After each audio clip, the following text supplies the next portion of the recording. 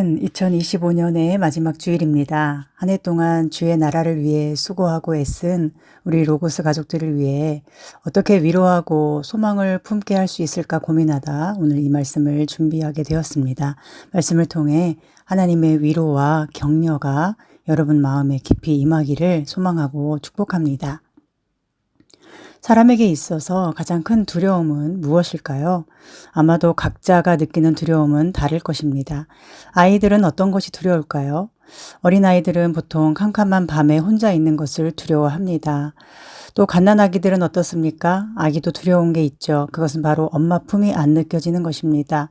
아기가 잠투정하는 이유에 대해서 들은 적이 있는데요. 잠을 자면 눈을 감고 있어서 엄마가 안 보이니까 운다는 거예요. 그러다 눈을 뜨고 엄마가 엄마 여기 있어 하고 보여주면 괜찮아지는데 또 잠이 들면 엄마가 안 보이니까 운다는 거예요. 사실 우리가 아기 입장이 되어보지는 않아서 사실인지 아닌지는 모르지만 어느 정도 일리가 있는 것 같습니다. 성인이 되면 무엇이 두려울까요? 부모들은 무엇이 두렵습니까? 또한 예수님을 믿는 성도들에게는 어떤 것이 두려움일까요? 세계적인 대문호였던 도스토예프스키가 이런 말을 했다고 합니다. 내가 한 가지 두려워하는 것이 있다면 그것은 내 고통이 가치 없는 것이 되는 것이다. 여러분은 어떠신가요? 피땀 흘려 일했는데 그것이 가치 없는 것이 되는 경험을 하셨나요? 정말 힘겹게 노력하며 살아왔는데 돌아보니 아무런 가치 없는 시간인 것 같은 느낌을 가져보셨나요? 누군가에게 나에게는 소중한 어떤 것을 정말 어렵게 주었는데 그가 그것을 쓰레기 취급하듯 하는 것처럼 느껴지는 경험을 해보셨나요? 오늘 2025년의 마지막 주일이 되었는데 한 해를 돌아보면서 여러분의 모든 수고와 노력과 고통은 얼마나 가치 있게 느껴지십니까? 앞으로 그러한 고통을 아낌없이 기꺼이 감당할 마음이 여러분 안에 있습니까? 예수님은 이런 말씀을 하셨습니다. 거룩한 것을 개에게 주지 말며 너희 진주를 돼지 앞에 던지지 말라. 그들이 그것을 발로 밟고 돌이켜 너희를 찢어 상하게 할까 염려하라. 어쩌면 예수님께서도 고통이 가치 없게 되는 것에 대해 염려하신 것이 아닐까 싶습니다. 너희 속에 있는 구원과 생명과 하늘의 소망은 거룩하고 보배로운 진주와 같으니 그것을 거부하고 무시하고 밟아버리는 사람들로 인하여 마음 상하지 않기를 바라신 것이 아닐까요? 거룩하고 보배로우신 예수님께서 유대인의 땅에 오셨지만 유대인들은 그 거룩한 진주와도 같은 예수님을 발로 밟고 돌이켜 그분을 찢어 상하게 함으로써 자기들이 개와 돼지 같은 자였음을 스스로 드러내고 말았습니다. 그러나 거룩한 것과 진주를 개와 돼지에게 던진다고 해서 그 던지는 행위 자체가 가치 없어지는 것일까요? 그 던지는 행위가 가치 없어지는 것이 아니라 그걸 거부하고 발로 밟아버리는 그들이 가치 없는 자들임을 스스로 증명하는 것뿐입니다. 예수님을 거부한 사람들이 예수님을 가치 없게 만드는 것이 아니라 예수님을 받아들이지 못하는 자신들이 가치 없는 존재임을 스스로 증명하고 있는 것입니다. 오늘 말씀의 제목처럼 가치 없는 고통은 없습니다. 시편 126편에 이렇게 말씀합니다. 눈물을 흘리며 씨를 뿌리는 자는 기쁨으로 거두리로다. 울며 씨를 뿌리러 나가는 자는 반드시 기쁨으로 그 곡식단을 가지고 돌아오리로다. 아멘. 씨를 뿌리는 것이 고통이라고 합니다. 고통스러우니까 눈물을 흘립니다. 그런데 자라게 하시는 분은 하나님이십니다. 누가 알아주지 않아도 뿌려진 씨가 자라도록 하나님은 일하십니다. 그러므로 씨를 뿌리는 자는 그 자체로 가치 있는 사람입니다. 자라게 할 수 있는 능력이 없어도 그는 가치 있는 사람입니다. 자라게 하는 분은 하나님이시기 때문입니다. 십자가의 고통을 생각해 보시기 바랍니다. 그 고통이 얼마나 끔찍합니까? 손목과 두 발에 엄청난 대못이 박혔죠. 온몸에 피가 철철 흐르고 장기와 근육이 다 뒤틀리고 숨이 멎는 고통이 끊이지 않습니다. 상상만으로도 얼마나 끔찍합니까?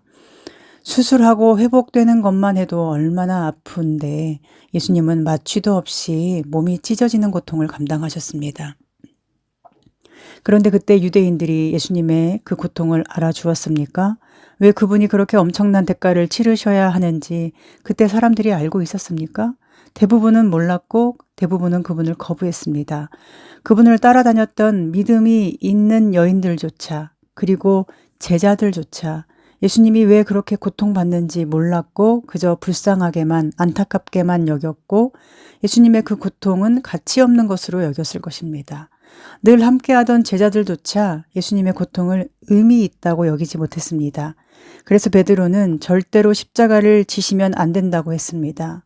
메시아에게는 그런 끔찍한 일이 일어날 수 없다고 합니다. 그러자 예수님은 사탄아 물러가라 하셨습니다. 고통의 한복판을 지날 때 예수님조차도 가장 가까운 사람에게 인정받지 못하셨고 쓸데없는 고통을 당한다고 오해를 받으셨습니다. 그러나 누가 알아주지 않으면 가치가 없는 것입니까? 받아들이는 사람이 있어야 가치가 있어지는 것입니까? 예수님의 십자가를 받아주는 사람이 있어야 예수님의 십자가 고통이 가치가 있어지는 것입니까? 사람들이 받아주지 않으면 예수님은 헛되게 죽으신 것입니까? 여러분의 생각은 어떠십니까? 우리는 십자가만이 최고의 가치이며 완전한 가치라고 믿는 사람들입니다. 고린도전서 1장 18절은 말씀합니다. 십자가의 도가 멸망하는 자들에게는 미련한 것이요 구원을 받는 우리에게는 하나님의 능력이라. 고린도전서 1장 25절은 말씀합니다. 하나님의 어리석음이 사람보다 지혜롭고 하나님의 약하심이 사람보다 강하니라. 하나님의 어리석음, 하나님의 약하심, 이것이 무엇인가요? 바로 십자가입니다. 그런데 그 십자가는 사람의 지혜로움과 사람의 강함보다 훨씬 더 지혜롭고 강한 것입니다. 사람이 자기의 지혜로 십자가를 멸시해도 십자가의 가치가 없어지는 것이 아니라는 것입니다. 사람이 자기의 힘으로 십자가를 약하다고 비웃어도 십자가가 약해지는 것이 아닙니다. 아무리 약하고 어리석어 보일지라도 그것은 사람보다 지혜롭고 강한 것입니다.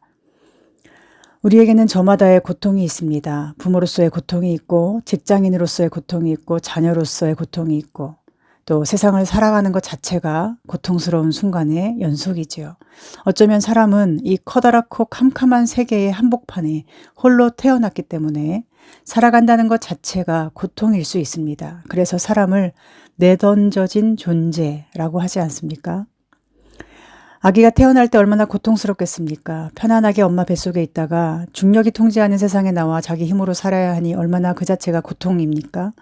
또 살아가는 것이 얼마나 고통입니까? 약육 강식의 법칙 속에서 강한 자에게 먹히지 않기 위해서는 약삭 빠르게 행동하거나 도망가는 속도가 빠르거나 또는 어떤 능력이 있어야 할 텐데 그렇지 못한 상태로 살아가야 한다면 그 속에서 얼마나 많은 상처를 받게 됩니까?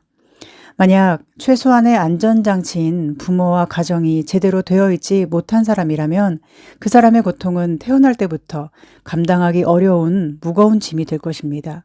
그리고 우리는 나이가 들어가면서 점점 그 고통을 뼈에 사무치도록 느끼게 되는 것 같습니다. 옆에 누군가가 있다 해도 결국은 내가 세상에 내던져진 존재라는 것, 사실은 내가 혼자라는 것, 아무도 나와 함께 끝까지 갈 수는 없다는 것, 아무리 사랑하는 사람이어도 그 사람에게는 그 사람의 길이 있다는 것, 언젠가 우리는 다 헤어진다는 것, 그 끝이 언제일지는 모른다는 것, 이것이 우리에게는 가장 큰 고통일 것입니다. 그러나 다행인 것은 우리에게는 하나님이 계시다는 것이고 예수님이 하나님께로 지금도 나를 인도하고 계시다는 그 약속의 말씀이 우리에게 있다는 것입니다. 아마도 천국은 하나님이 영원히 함께 하심을 나에게 알게 하시는 곳이 아닐까 생각합니다. 아기가 눈을 감아도 엄마가 있는 것을 알 수 있게 되는 것처럼 하나님이 매 순간 내 곁에, 내 안에 나를 둘러싸고 함께하고 계심을 피부로, 온몸으로 느낄 수 있는 곳, 그곳이 바로 천국 아니겠습니까?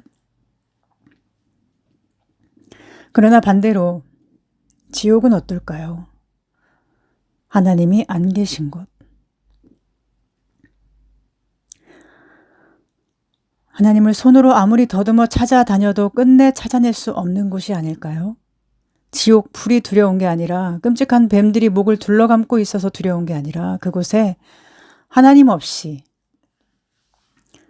나 혼자, 영원히 나 혼자 그 끔찍한 고통을 겪어내야 한다는 것이 사실은 가장 큰 진짜 두려움이 아니겠습니까?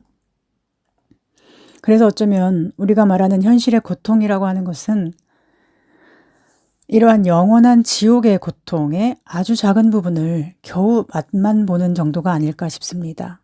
고통이 의미 없이 반복되고 영원히 지속되는 그곳이 지옥이니까요. 반대로 우리가 찬양하고 기도하고 예배하고 하나님의 말씀을 들음으로써 하나님의 임재와 기쁨을 누릴 때 그것은 천국의 아주 작은 부분을 맛보는 것이 될 것입니다. 그런데 그 끔찍한 지옥의 고통과 두려움을 해결한 것이 있습니다. 그것이 무엇입니까? 바로 예수 그리스도의 십자가입니다. 십자가를 통해 우리의 나라는 하나님의 사랑의 아들의 나라로 옮겨졌습니다.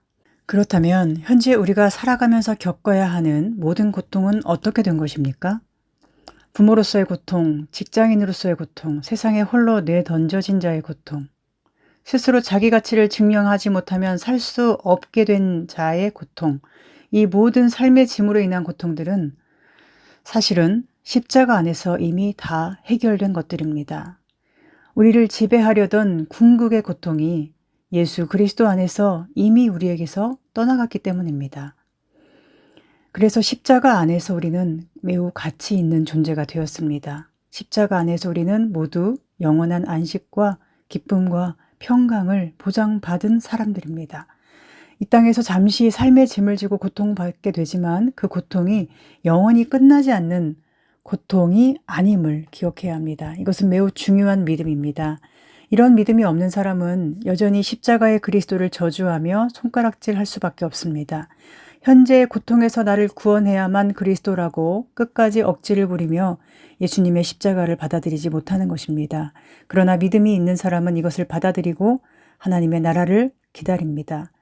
예수님의 제자들은 처음에는 받아들이지 못했지만 그들은 끝까지 실패하진 않았습니다. 그들은 기도함으로 성령을 기다렸으며 성령께서 임하심으로 그들의 눈이 떠졌고 그들이 현재 당하는 고통이 결코 영원하고 궁극적인 고통과 비교할 수 없는 것임을 알게 되었습니다. 그들에게 열린 하나님 나라의 좁은 문을 전하기 위해서 그들은 고난 속에서도 기쁨으로 살았고 사람들에게서 받는 능욕까지도 기꺼이 감당하는 사람이 되었습니다. 중요한 것은 오늘 우리에게 이러한 믿음이 있는가 하는 것입니다. 이러한 성령 충만이 우리에게 있는가 이것이 중요합니다. 믿음과 성령 충만으로 생명의 길을 보고 따라갈 수 있는 우리가 되기를 소망합니다. 그렇다면 삶의 짐으로 인한 고통을 십자가로 완전히 해결하신 예수님 덕분에 우리가 누리게 된 것은 무엇일까요? 그것은 세상에서 안락하게 사는 게 아니고 사람들과 그냥 잘 지내는 것도 아니고 속 편하게 아무 일 없이 사는 것도 아닙니다. 우리가 자꾸만 그런 것들을 믿음으로 누리려고 착각과 오해를 하며 살아가니 신앙생활이 자꾸 힘들어지는 것입니다. 예를 들어 교회를 열심히 섬기면 먹고 사는 문제가 해결되고 걱정거리가 없어야 한다고 우리는 자꾸 헛된 꿈을 품고 삽니다. 그러다가 교회를 열심히 섬기는데도 어려운 일이 생기거나 하면 하나님을 금세 원망합니다. 그런데 하나님은 그런 것을 우리에게 약속하신 적이 없습니다. 예수님께서는 우리에게 남들보다 더 부자 되는 삶을 약속하신 적이 없습니다. 다만 우리가 세상에서는 주와 함께 살다가 실패한 자처럼 될 수도 있고 남들보다 더 고통당할 수도 있지만 영원하고 궁극적인 승리와 진짜 성공이 있다고 말씀하셨을 뿐입니다. 예수님께서 우리에게 십자가를 통해 주신 것은 주님의 나라를 위하여 나를 드릴 수 있는 고통을 허락하신 것입니다. 짧게 말한다면 충성하는 고통, 성도의 고통입니다. 주님을 위한 고통, 주의 나라를 위한 고통, 이것이 십자가의 은혜를 받은 성도가 누릴 참된 능력입니다. 오늘 말씀에는 삼손이라는 사사가 나옵니다. 성경에서 삼손은 이스라엘의 마지막 사사로 기록됩니다. 삼손이 태어날 무렵에 이스라엘은 블레셋이라는 나라로부터 늘 공격을 받는 연약한 나라였고 블레셋과 함께 지내며 심지어 블레셋의 다스림을 받는 것을 이상하게 여기지 않는 지경에 이르게 되었습니다.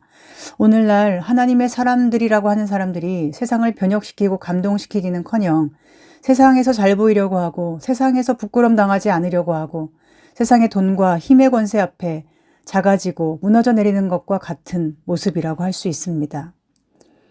그때 하나님께서는 아이를 낳지 못했던 삼손의 부모에게 나타나셔서 삼손이 태어날 것이고 그가 나실인이 되어 하나님께 영원히 바쳐질 것이고 그가 하나님의 나라를 구원하리라 말씀하십니다.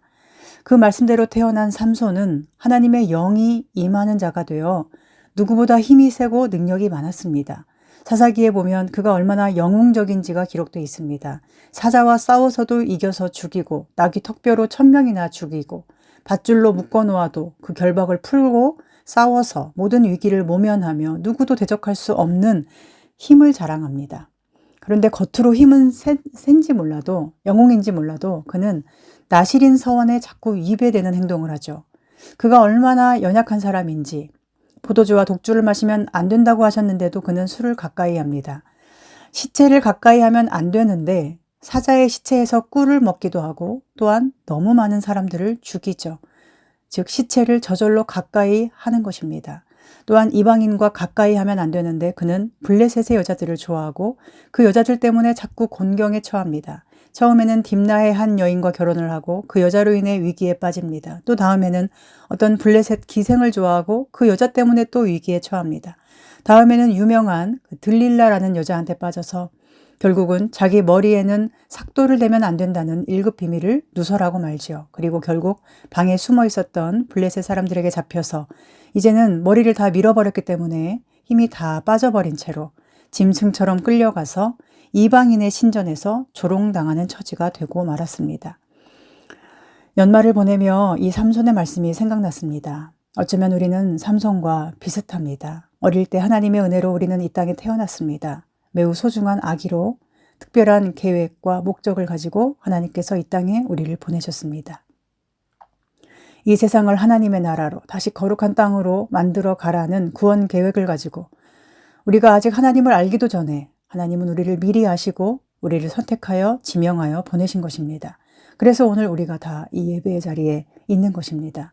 그리고 하나님은 우리에게 언약을 주셨습니다. 하나님께 드려진 자로 일생을 살아가라고. 여러분 중에 유아 세례 받은 분도 있고 나중에 나이가 들어서 세례를 받은 분도 있을 텐데 세례를 받았다는 것은 내가 이제 하나님께 드려진 자로 살겠다고 하나님 앞에 온 교회 앞에 보이는 교회와 보이지 않는 모든 교회 앞에 서약하는 것입니다. 나실인 서원이라는 것이 특별한 몇 사람의 것이 아니라 오늘 저와 여러분이 다 그렇게 하나님께 드려진 사람들입니다. 그런데 우리는 하나님 앞에 신실하지 못했을 것입니다. 나름대로는 정의를 추구한다고 하면서도 사실은 자기 마음이 원하는 대로 살기 원하고 내가 이익이 될 때는 정의롭게 행동하지만 내게 손해가 될 것 같을 때는 조금 피하기도 하면서 또 내가 좋아하는 세상 것들에 마음을 두고 하나님께서 가까이 하지 말라고 한 것들에 매혹을 당하면서 내 것을 세상에 자꾸 빼앗기면서도 그걸 인식하지 못한 채 나실인답지 못하게 성도답지 못하게 세례교인답지 못하게 삼손처럼 살아가는 것입니다. 그런데도 하나님께서 은혜를 거두지 않으셨기 때문에 우리가 여기까지 왔습니다. 삼손이 블레셋 사람들과 가까이 지내고 그들과 술 마시고 즐기고 그 여인들 때문에 모든 힘을 다 빼앗기는 지경에 이르는 것처럼 오늘 우리도 세상에서 하나님의 사람답게 살지 못한 적이 많았을 것입니다. 믿음의 사람으로서의 성령의 능력을 다 잃어버린 적이 있었을 것입니다. 그런데도 하나님은 우리에게서 은혜를 거두지 않고 여전히 기회를 주십니다. 우리가 살아있다는 것은 아직 기회를 허락하고 계시다는 증거입니다. 삼손이 아무리 여자들의 꾀임에 넘어가고 이방인들에게서 자기를 지키지 못하는 삶을 살았어도 하나님의 은혜는 거두어지지 않았습니다. 그렇게 하나님이 신실하셨습니다. 그런데 삼손은 평생 신실하지 못했습니다. 늘 자기 뜻대로 자기 원하는 여자들 따라다니면서 자기 분 못 이겨서 싸우고 사람 죽이며 살다가 결국 어떻게 됩니까? 모든 힘을 잃어버리고 악한 자들에게 질질 끌려가는 처지가 됩니다. 그들과 싸우며 자기 의를 드러내고 또한 그들에게 잘 보이려고 살다가 결국 그들에게 조롱당하고 비참한 신세로 전락한 것입니다. 오늘 우리가 경계할 모습이 바로 이것입니다. 믿음의 사람이라고 하지만 세상에 잘 보이고 싶고 세상에서 이것저것 의롭게 한다고 하느라 고통을 받는데 그 고통이 하나님과 전혀 상관없는 고통일 수 있는 이것이 사실은 가장 두려워해야 할 일입니다. 삼손도 얼마나 자기가 힘들다고 생각했겠습니까? 블레셋 사람 1000명, 2000명 죽이며 싸우는 게 쉬웠겠습니까? 난 왜 이렇게 고통스럽게 싸우며 살아야 하지? 난 왜 이렇게 원하는 여자를 얻을 수 없는 거지? 라고 생각하지 않았겠습니까? 그러나 그 젊고 힘이 강할 때의 삼손은 자신의 고통을 통해 하나님 나라를 세우지 못했습니다. 정욕에 이끌려 자기 분노에 따라 살았을 뿐입니다. 그럼에도 여전히 신실하게 은혜를 거두지 않으신 하나님 덕분에 그가 계속 살았던 것입니다. 그러나 마지막에 결국 하나님의 영이 그를 떠나갑니다. 그러자 그는 힘을 잃어버립니다. 그리고 그제서야 하나님의 일하심과 하나님의 도우심이 얼마나 자신을 지탱해주는 큰 능력이었는지를 알게 되었습니다. 그리고 그제서야 비로소 자신이 태어난 목적에 맞는 일을 하게 됩니다. 하나님, 이번 한 번만 나를 생각해 주시고 이번 한 번만 나를 강하게 해 주시옵소서라고 기도하며 두 눈이 뽑혀서 보이지도 않는 상태에서 다곤 신전의 큰 기둥을 두 손으로 껴안고 기둥을 뽑아버립니다. 그래서 그 자리에 있던 다곤 신에게 경배하면서 웃고 떠들던 무리들이 다 깔려 죽습니다. 그가 살았을 때 죽인 자들보다 그날 힘을 다해 기둥을 뽑으며 죽인 자가 훨씬 많았다고 30절은 기록합니다. 삼손 역시 함께 깔려 죽습니다. 우리는 삼손의 삶을 보면서 하나님이 주신 힘과 능력을 부러워할 수 있고 또 그 힘과 능력을 어리석게 사용하다가 마지막에 가서야 제대로 활용하는 것을 보며 참 어리석다 비웃을지도 모릅니다. 그러나 삼손을 통해 우리가 기억해야 하는 것은 우리의 삶이 이와 다르지 않다는 것이고 우리도 삼손처럼 하나님이 주신 힘과 재능을 헛된 세상에서 낭비하며 살 수 있다는 것입니다. 세상에서 내가 얼마나 힘센지 보여주려고 내가 얼마나 인기가 많은지 인정받고 싶어 하면서 하나님 나라를 위해 사용해야만 할 힘을 엉뚱한 곳에 다 쏟아 부으며 그렇게 힘이 다 빠져나가고 있지 않은지 돌아보아야 합니다. 주님을 믿는 성도들에게 힘이란 바로 성령의 충만함일 것입니다. 여러분은 성령으로 충만하십니까? 성령 충만이란 무엇입니까? 성령 충만은 하나님을 사랑하고 의지하는 그 마음이 충만한 것입니다. 삼손이 살았을 때의 죽인 자보다 죽을 때 죽인 자가 더 많다는 것은 어쩌면 삼손이 살아온 모든 시간을 합친 시간보다 마지막 죽는 그 순간에 더욱 하나님을 의지하고 사랑했다는 의미인지도 모릅니다. 그래서 사람들이 보기에 삼손은 어리석은 자일 수 있으나 하나님께서 보시기에 삼손은 마지막 순간에라도 돌이켜 하나님을 바라보았기에 그리고 하나님께서 태어날 때 주셨던 하나님 나라의 구원이라는 그 계획을 조금이나마 이룰 수 있었기에 그는 가치 있고 의미 있는 자가 아니었을까요? 평생 하나님께 충성하지 못했지만 그럼에도 불구하고 마지막까지 은혜를 거두지 않으시고 마지막에 기도하며 은혜를 구할 때 여전히 사랑으로 함께 하시며 그가 하나님 나라를 위한 충성된 종으로 마지막 숨을 거둘 수 있도록 해주신 것입니다. 우리의 마지막 순간에도 하나님께서 우리에게 보시는 것은 무엇일까요? 충성입니다. 그냥 열심히 내 일 하면서 세상에서 몸값 높이려고 사는 그런 것 말고 하나님 나라를 위한 충성 말입니다. 하나님께서 우리를 부르신 이유는 그저 다른 사람들과 다른 어떤 문의 하나 더 가지고 살라고 부르신 게 아닙니다. 다른 사람들은 교회에 안 다니는데 나는 교회를 다니고 있는 그런 문의 하나 그어준 게 아닙니다. 우리를 부르신 것은 하나님의 사람으로 나실인으로 바쳐진 사람으로 살라는 부르심입니다. 교회라는 것은 그 부르심을 받은 사람들의 공동체입니다. 주일에 한두 시간 교회 가서 예배드리고 세상에서 그냥 사람들처럼 똑같이 사는 사람을 성도라고 부르지 않습니다. 성도는 모든 삶이 하나님께 바쳐진 사람입니다. 세례는 성도로 살아가겠다고 하나님과 사람 앞에 나실인처럼 서약을 하는 것입니다. 오늘 여러분은 그렇게 살고 계신가요? 성도라면 달라야 합니다. 거룩하다는 것은 구별되어 다르게 산다는 것이고 성도는 바로 거룩한 주님의 사람을 의미합니다. 그렇다면 어떻게 우리는 하나님의 사람으로 살아가며 하나님 나라를 확장해 나갈 수 있을까요? 먼저 눈에 보이는 영역에서 우리는 봉사할 수 있지요. 식사봉사, 청소봉사, 반주봉사 등 여러 봉사를 하면서 하나님 나라를 확장할 수 있습니다. 또한 눈에 보이지 않는 영역에서도 우리는 인내하고 배려하고 감사하고 칭찬하고 축복하고 용서하면서 하나님의 나라를 넓혀가는 사람이 될 수도 있습니다. 하고 싶은 말이 있지만 안 하고 참을 수 있는 것. 내가 하기 싫은 말이지만 할 수 있는 것, 그리고 그 둘을 반대로 하지 않는 것도 하나님 나라를 이 땅 위에 이루어가는 일일 것입니다. 그렇게 노력하는 우리를 사람들은 모를 수 있고 그런 노력과 고통이 가치 없다고 여길 수도 있습니다. 그러나 그렇다고 그것이 가치가 없어지는 것일까요? 만약 어떤 분이 식사 준비로 10인분을 정말 새벽부터 열심히 준비해 왔는데 그날 다들 사정이 생겨서 식사하는 사람이 몇 명 되지 않으면 그분의 그 노력과 섬김은 가치가 없어지는 것입니까? 우리는 이 세상에서 가치 있는 사람이 되려 하지 말고 하나님 나라에서 가치 있는 사람이 되어야 합니다. 이 세상 일에 목숨 걸지 말고 하나님의 나라를 위해서 목숨을 걸어야 합니다. 어떤 것이 하나님 나라를 위해 목숨을 거는 것입니까? 예배드리기 위해서 목숨 걸고 찬양하기 위해 목숨 걸고 믿음 지키기 위해서 목숨 걸고 주님의 이름이 높임을 받도록 목숨을 걸어야 합니다. 삼손은 평생 그렇게 살지 못하다가 마지막 순간에 가서야 한 번 그렇게 살았지만 우리는 살아가는 동안에도 하나님만을 의지하고 사랑하다가 마지막 순간에는 하나님의 은혜로 믿음을 지키며 살았음을 감사할 수 있기를 바랍니다.